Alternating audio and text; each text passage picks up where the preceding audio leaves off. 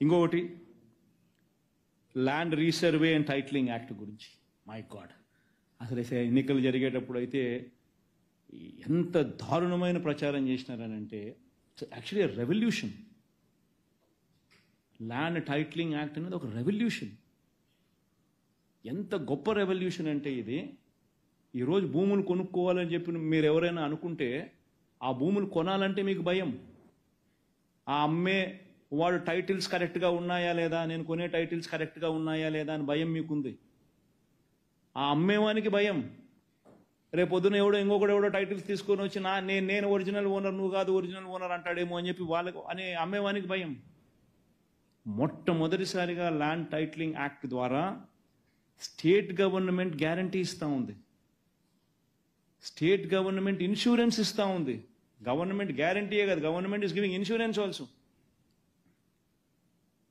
కొనేవానికి అమ్మేవానికి state government guarantee ఇస్తూ ఉంది. నీ టైటిల్స్ నేను భరోసా అని, అంటే నీ టైటిల్స్ను వెరిఫై చేసి, నీ టైటిల్స్ను గవర్నమెంట్ వెరిఫై చేసి, నీ కోసం అని చెప్పి రాళ్ళు, సరిహద్దు రాళ్ళు నువ్వు చూపించిన చోట గవర్నమెంట్ పెట్టి, నీ కోసం ఫ్రీగా గవర్నమెంటు ప్రతి గ్రామ సచివాలయంలో ఒక సర్వేయర్ను నియమించి 15,000 మంది సర్వేయర్లను నియమించి 4 ఏళ్ల ప్రక్రియలో 4 ఏళ్ల కార్యక్రమం ఇది. 4 ఏళ్లలో గవర్నమెంట్ వుడ్ బి స్పెండింగ్ 2,000 కోట్ల పైచిలుకు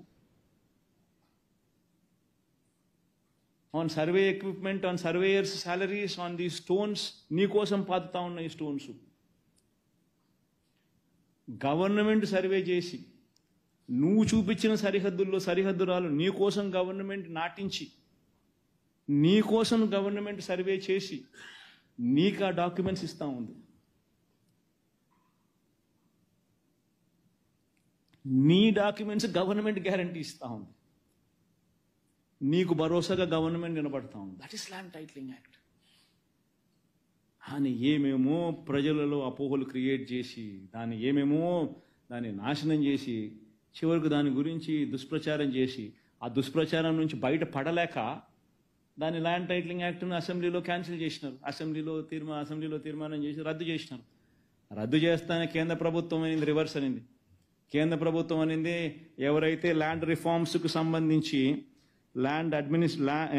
reforms in land administration and management గురించి ఎవరైతే అడుగులు ముందుకు వేస్తారో వాళ్లకు central government is incentivizing, giving them 50-year loan, interest-free loans, giving them 50 years interest-free loans for capital expenditure అని బడ్జెట్లో నిన్న కేంద్ర ప్రభుత్వం ఫైనాన్స్ మినిస్టర్ చదివింది. ఈరోజు వాళ్ళకి ఇన్సెంటివ్స్ రావాలనంటే జగన్ చేసిన ఈ రిపోర్ట్ అంతా చూపించుకుంటే తప్ప నుంచి వాళ్ళకి ఇన్సెంటివ్స్ రావు. ఒక పని చేసేసరికి ఎందుకు చేస్తా ఉన్నావు? అమెరికాలో ఎందుకు టైటిల్స్లో నీకు కాంప్లికేషన్స్ రావు? ఎందుకు నీకు వెస్టర్న్ వరల్డ్లో క్రయ విక్రయాలకు సంబంధించి ల్యాండ్ డిస్ప్యూట్స్ ఎందుకు లేవు? ఎందుకనంటే టెక్నాలజీ ద్వారా నువ్వు సర్వేలు 15,000 మంది సర్వేలను ఉపయోగించి, రోవర్లు కొని, ప్రతి గ్రామ సచివాలయంలో ఇవన్నీ పెట్టి, నువ్వు ఇవన్నీ సరిహద్దురాలను నాటించి, రికార్డ్స్ అన్ని అప్గ్రేడ్ చేసి, ఈ రికార్డ్స్ అన్ని అప్డేట్ చేసిన రికార్డ్స్ అన్నీ కూడా మళ్ళీ మ్యూటేషన్స్ చేసి, మ్యూటేషన్స్ పూర్తి చేసి, సబ్ డివిజన్స్ కంప్లీట్ చేసి, రికార్డ్స్ అన్ని అప్డేట్ చేసి, ఆ సచివాలయంలోనే ఆ రికార్డు పుస్తకం పెట్టి, సచివాలయంలోనే నీ రిజిస్ట్రేషన్ చేసుకునే అవకాశం కూడా నీకు కల్పిస్తూ, సేవలు అందిస్తూ, ఇవన్నీ చేసిన తర్వాత 4 ఏళ్ళు పట్టిన తర్వాత కూల్ ఆఫ్ పీరియడ్ టైం ఇస్తారు. ఇవన్నీ చేసినాము, ఎవరికైనా అబ్జెక్షన్స్ ఉంటే మీరు చెప్పండి అని చెప్పి చెప్తారు. అయిపోయిన తర్వాత ఇప్పుడు 17,000 రెవెన్యూ గ్రామాలకు సంబంధించి ఆల్మోస్ట్ 8,000 రెవెన్యూ గ్రామాలలో వైఎస్ఆర్సీపీ ప్రభుత్వంలోనే కంప్లీట్ చేసినాం ఎక్సర్సైజ్. ఎక్కడ కంప్లైంట్స్ లేవు, ప్రజలందరూ సంతోషంగా ఉన్నారు. అవన్నీ రికార్డ్స్ అన్నీ పెట్టిన తర్వాత కూల్ ఆఫ్ పీరియడ్ ఇస్తారు, 1 year టైం ఇస్తారు. ఎన్ని రికార్డ్స్ పెట్టి ఎవరికైనా అబ్జెక్షన్స్ ఉంటే మీరు రండి చెప్పండి అని చెప్పి. అబ్జెక్షన్స్ ఏమీ లేకపోతే కూల్ ఆఫ్ పీరియడ్ అయిపోయిన తర్వాత then the government will give the insurance, then the government will give the guarantee. That is a reform. ఆయన నాశనం చేసినారు. 9,50,000 మంది సబ్ రిజిస్టర్ ఆఫీస్లో రిజిస్ట్రేషన్ చేసుకున్నారు. వాళ్ళందరికీ ఒరిజినల్ డాక్యుమెంట్సే ఇచ్చినారు. ఏ ఒక్కరికి ఏదో ఆన్లైన్లో ఇవ్వడమే నీకు ఒరిజినల్ డాక్యుమెంట్స్ ఇవ్వమని ఎవరికి అనలా. జిరాక్స్ కాపీలు ఇటు ఎవరికి లే, అందరూ ఒరిజినల్ డాక్యుమెంట్సే ఇచ్చినారు. 9,50,000 మంది పైచిలకు మంది రిజిస్ట్రేషన్ చేసుకున్నారు. అందరికీ ఒరిజినల్ డాక్యుమెంట్సే ఇచ్చినారు. అపోహలు క్రియేట్ చేసి ఒక మంచి కార్యక్రమాన్ని రూయిన్ చేసి ఏం సాధిస్తున్నారు? అసలు నాకు ఒక్కొక్కసారి నిజంగా నాకు అనుమానం వేస్తాను. ప్రజలందరూ అప్రమత్తంగా ఉండాలి. ఇవన్నీ చేయకుండా చంద్రబాబు ఎందుకు అడ్డుకుంటున్నారు? ప్రజలందరూ ఆలోచన చేయాలి. బహుశా వాళ్ళ మనుషులు ఈ పత్రాలన్నీ కూడా మార్చేసుకొని, ఈ డాక్యుమెంట్స్ అన్నీ కూడా వాళ్ళ పేరుతో వాళ్ళు మార్చేసుకొని, అలా మార్చుకునేదానికి అవకాశం కల్పించుకునే దానికోసం చంద్రబాబు నాయుడు ఇదేమైనా చేయకుండా అడ్డుకుంటా ఉన్నాడా అన్నది ప్రజలందరూ ఆలోచన చేయాలి.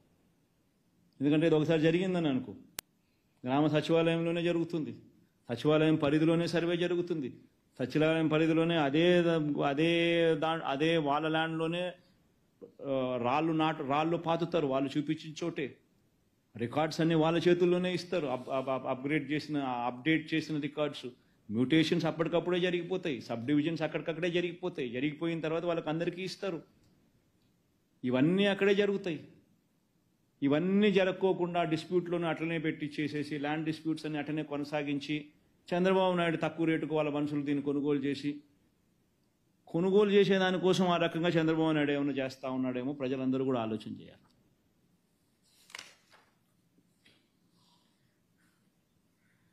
అసలు భూముల విషయంలో ఎన్ని అబద్ధాలు ఎన్ని అవాస్తవాలు చెప్పాడు అని అంటే, నిజంగా దశాబ్దాల తరబడి పరిష్కారం కాని సమస్యలు వైఎస్ఆర్సీపీ ప్రభుత్వంలో పరిష్కారం అయ్యాయి. అసైన్డ్ భూముల విషయంలో అయితేనేమి, షరతులు గల భూముల విషయంలో అయితేనేమి, చుక్కల భూముల విషయంలో అయితేనేమి, రైతులు నానా ఇబ్బందులు పూర్తిగా పడిన పరిస్థితుల్లో వైఎస్ఆర్సీపీ ప్రభుత్వం వచ్చిన తర్వాత మేలు చేసింది.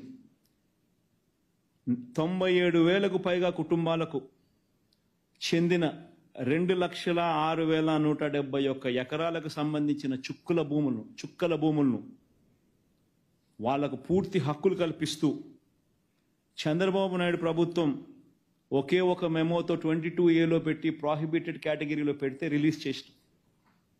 దీనివల్ల 97,000 మందికి మేలు జరిగింది, కుటుంబాలకు మేలు జరిగింది. 2,06,000 ఎకరాలకు సంబంధించిన చుక్కల భూములు, 22,000 మంది రైతులకు సంబంధించి 35,000 ఎకరాలపై షరతుల గల భూముల పేరుతో చంద్రబాబు నాయుడు 22A పెట్టాడు. మన ఆవనగడ్డ ఈ ప్రాంతానికంతా ఆ ప్రాంతానికంతా పోయి చూస్తే ఇదే ప్రాబ్లం. 35,000 ఎకరాలకు పైగా షరతులు 22,000 మంది రైతులకు సంబంధించి షరతులు గల భూములపై తాను ఆంక్షలు పెడితే వాటిని తొలగించి ఆ రైతులకు మంచి చేస్తే కరప్షన్ అంటాడు ఈ మనిషి.